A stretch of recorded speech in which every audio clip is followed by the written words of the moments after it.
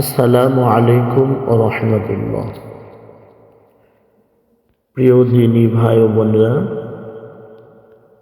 আমরা জেনে আসছি বহুদিন ধরে রোজা একটি ইবাদত।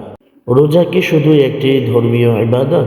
বিজ্ঞান কিন্তু একে শরীরের জন্য ম্যাজিক বলে।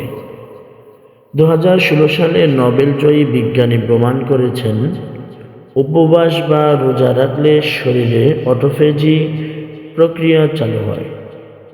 অটোফেজি মানে হলো শরীর তার নিজের ভিতরে নষ্ট, মৃত ও ক্ষতিকর কোষগুলোকে নিজে নিজেই খেয়ে ফেলে বা ধ্বংস করে। এর ফলে ক্যান্সারের ঝুঁকি কমে, পাশাপাশি আমাদের পরিপাকতন্ত্র দীর্ঘ সময় বিশ্রাম পায়, যা শরীরের সব টক্সিন বের করে দেয়। রোজায় মস্তিষ্কে নতুন কোষ তৈরি হয়, যা আমাদের ফোকাস এবং স্মৃতিশক্তি কয়েক গুণ বাড়িয়ে দেয়। ইসলাম যা আমাদের 1400 বছর আগে শিখিয়েছে, আধুনিক বিজ্ঞান আজ তা প্রমাণ করছে। এই চমৎকার বৈজ্ঞানিক তথ্যটি আপনার বন্ধুদের জানাতে এখনই ভিডিওটি শেয়ার করুন, লাইক করুন, কমেন্ট করুন, পেজটি ফলো করে রাখুন।